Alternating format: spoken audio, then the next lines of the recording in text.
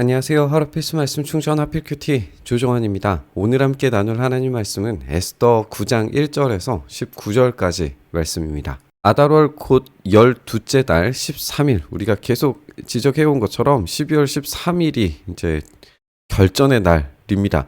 지금 첫 번째 조서가 전달되었을 때에도 12월 13일 날 모든 유대인들을 진멸하라 라고 이렇게 보내졌었고, 에스더에 의해서 두 번째 조서가 전달되었을 때에도 12월 13일에 일을 시작하라 라고 그렇게 보내셨습니다. 첫 조서에 따라서 유대인들을 진멸하라고 했던 그 명령이 이제는 유대인들에게 이 진멸하려고 하는 자들에게서 스스로를 보호해라 라고 하는 명령으로 바뀌었다는 걸 우리가 알고 있어요. 왕이 어명을 시행하게 된 날입니다. 유다인이 대적들이 그들을 제거하기를 바랐더니 오히려 유다인이 도리어 자기들을 미워하는 자들을 제거하게 된 바로 그날, 이렇게 반복적으로 그날이 강조되고 있는 걸 우리가 보게 됩니다. 유다인들이 아하수에로 왕의 각 지방 각 읍에 모여서 자기들을 해하고자 한 자를 죽이려 하니 모든 민족이 그들을 두려워하여 능히 막을 자가 없었고, 각 지방 모든 지방관과 대신들과 총독들과 왕의 사물을 보는 자들이 모르드게를 두려워함으로 유다인을 돕게 됩니다. 그래서 이 유대인들이 가지고 있는 이 정체성의 힘이 얼마나 강력했는가를 생각을 해보게 되고, 여기에 모르드게를 두려워했다라고 하는 것이 민족적인 이 두려움과 연결이 되어서 유대인들을 두려워했다라고 그렇게 보여지기 때문에 유대인들과 모르드게의 어떤 정체성의 연결성을 우리가 생각을 해볼 수 있죠. 이것을 우리가 계속 강조해 왔고, 이 장면에서도 모르드게를 두려워함, 또 모르드게가 영광을 받음, 이런 것들이 다 유대인들과 연결된 이야기라는 걸 우리가 생각해 볼 수 있습니다. 모르드게가 왕궁에서 점점 더 존귀하여지고 창대하게 되니까 이 사람 모르드게의 명성이 각 지방에 퍼져 있었고, 이 명성에 따라서 유대인들이 칼로 모든 대적들을 쳐서 도륙하는 것이 굉장히 수월해지게 되겠죠.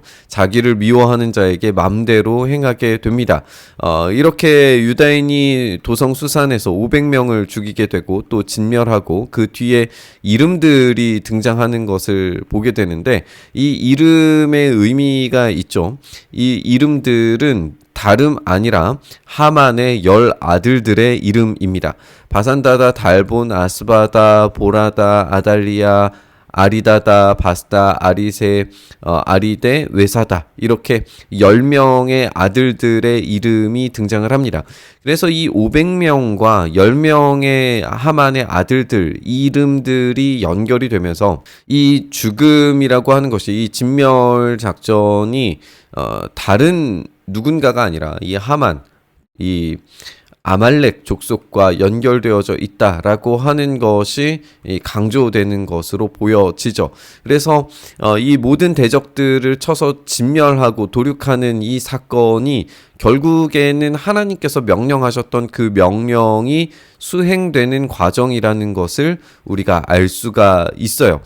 그래서 우리가 강조되는 게 그들의 재산에는 손을 대지 않았다는 거죠. 왕의 명령에 의하면, 이 왕이 내린 이 조서에 따르면 재산도 몰수하게 되어져 있어요. 그런데 왕의 명령보다 더 위에 있는 명령, 하나님의 명령에 따르면 그들의 재물에는 손을 대지 말라라고 하는 게 하나님의 명령이죠. 그래서 하나님의 명령에 따라서 재산에 손을 대지 않게 됩니다. 이로써 유대인들이 지금 하고 있는 것은 어떤 복수극의 차원이 아니라는 것을 분명히 하고 있습니다. 자신들이 당했던 대우에 대해서 지금 자신들이 억압받는, 먼저 공격받은 거잖아요. 선제 공격을 받은 이 공격에 대한 자신들의 보호 조치인 것이고, 그들의 억압에 대한 이 자유를 얻고자 함입니다. 그러니까 이 공격과 억압을 행한 대상에 대한, 말하자면 그들 스스로 심판하는 것이 아니라 결국 이 모든 우연과 모든 과정들을 통하여서 일하시는 이 하나님의 심판 성격이 있다는 것이 이 말을 통하여서 계속 강조되고 있습니다. 도성 수산에서 도륙한 자의 수요를 왕께 아뢰니 왕이 왕후 에스더에게 이르되 유다인이 도성에서 이미 500명을 죽이고 멸하고 또 하만의 10 아들을 죽였으니 왕의 다른 지방에서는 어떠하였겠느냐. 이제 그대의 소청이 무엇이냐 곧 허락하겠노라. 왕이 굉장히 관대하게 또 다시 요구가 무엇인지를 이야기를 하죠. 그러자 에스더가 왕이 만일 좋게 여기시면 수산에 사는 유다인들이 내일도 오늘 조서대로 행하게 하시고 하만의 10 아들의 시체를 나무에 매달게 하소서. 그래서 이 하만이 계획했던 이 나무, 그러나 이제는 그 아들들까지도 나무에 달리게 만들므로써 하만의 가문 자체가, 가족 자체가 굉장한 수치를 가지고 죽음에 이르게 되는 것을 보여주게 됩니다. 그래서 이 수치스러운 죽음이 강조되는 것으로 보아서 하만에 대한, 그리고 이 아말렉 족속에 대한 심판이 어떻게 이루어지고 있는가를 우리가 볼 수 있게 되죠. 왕이 그대로 행하기를 허락합니다. 조서를 수산에 내리니 하만의 10 아들의 시체가 매달리게 됩니다. 아달월 14일에도 수산에 있는 유다인이 모여서 또 300명을 수산에서 도륙을 하게 되고 그들의 재산에는 손을 대지 않습니다. 이게 계속해서 반복됨으로써 이 장면이 보여주는 이 심판적 성격에 대해서 강조하는 것을 우리가 알 수가 있죠. 왕의 각 지방에 있는 다른 유다인이 모여서 스스로 생명을 보호하여 대적들에게서 벗어나며, 여기에 이제 이 목적이 있는 거죠. 사륙이 목적이 아니라 벗어나는 게 목적입니다. 한마디로 말하면 이들은 지금 억압된 상태에서 해방되는 거예요. 말하자면 지금 이 제출애굽에 대한 그림자가 여기에 있다라고 볼 수 있습니다. 두 번째 출애굽, 이 재출애굽 하는 어떤 이미지들이 제국 안에서 있다는 한계성은 보여지지만 그럼에도 불구하고 하나님께서 일하시면 언제든지 새로운 출애굽, 재출애굽이 일어날 수 있다라고 하는 기대감을 가지게 만들죠. 이 벗어남, 이 해방이라고 하는 의미가 바로 그런 것들을 보여줍니다. 자기들을 미워하는 자 7만 5천 명을 도륙하되, 뭐 숫자에 대해서는 여러 가지 견해가 있을 수 있어요. 우리가 70인역에서는 15,000명으로 기록되어져 있기 때문에 7만인지 15,000인지 명확하지는 않습니다.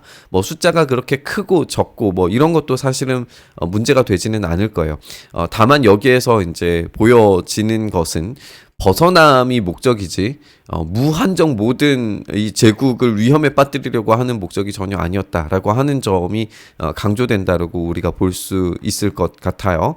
그리고 앞서서 이야기했지만 이런 진멸 작전에 대해서 진멸함에 있어서 왕은 그들이 이 내전을 통하여서 이 힘을 얻고자 하는 것을 이제 위해서, 힘을 얻기 위해서 이런 것들을 허락하는 것처럼 보이지만 그것을 당하는 사람, 또 그 안에서 뿌리 깊게 내려지는 어떤 민족의 갈등들, 뭐 이런 것들이 계속 이제 보여질 수 있는데, 그럼에도 불구하고 이들이 재산에는 손을 대지 않았다라고 하는 어떤 명확한 기준을 스스로 이제 세움으로써 이것이 단지 왕의 명령이 아니라 민족적인 또 공동체적인 역사적인 사건이었다라고 하는 점이 계속해서 강조되는 걸 우리가 볼 수 있습니다. 아달월 13일에 그 일을 행하였고 14일에 쉬며 그날에 잔치를 베풀어서 즐겼다라고 하면서 이제 13일과 14일 이 양일간에 벌어진 일들에 대해서 이야기하고 있고, 수산에 사는 유다인들은 13일과 14일에 모여서 15일에 쉬고 이날에 잔치를 베풀어서 즐기게 됩니다. 이 날이 이제 잔치의 날, 한마디로 말하면 이제 해방의 날이죠. 제출애굽의 어떤 그림자가 있는 그런 날입니다. 그러므로 시골의 유다인, 곧 성이 없는 고을에 사는 사람들이 아달월 14일을 명절로 삼아서 잔치를 베풀고 즐기며 서로 예물을 주는 명절이 생기게 됩니다. 우리는 오늘 본문이 보여주고 있는 이 해방의 이야기, 이 모든 억압에서 벗어나는 이야기와 새로운 조서가 보여주었던 그 명령 그 이상의 하나님께서 명령하신 것에 순종하고 복종하는 것, 그것이 이루어지는 잔치의 성격, 이런 것들에 대해서 우리가 함께 나눴습니다. 어제도 한번 이 이야기를 나눴지만 우리는 전쟁이 한마디로 말하면 끝난 거나 다름없어요. 생명과 성령의 법이 우리를 다스리는 순간에 이 모든 이야기는 하나님께서 모든 믿는 자들을 구원하시리라고 하는 최종적 일에 우리가 다가갈 수밖에 없습니다. 그리고 그 과정 가운데 우리가 준비하고 구비되어져야 할 것들에 대해서 만들어져야 되는 것도 맞습니다.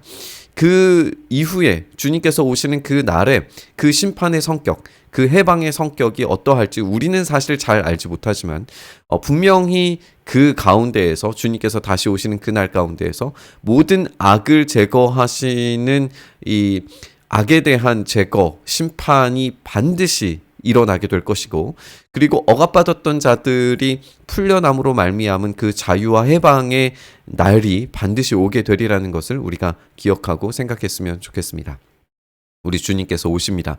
그리고 그 해방을 우리 가운데 이루실 것입니다.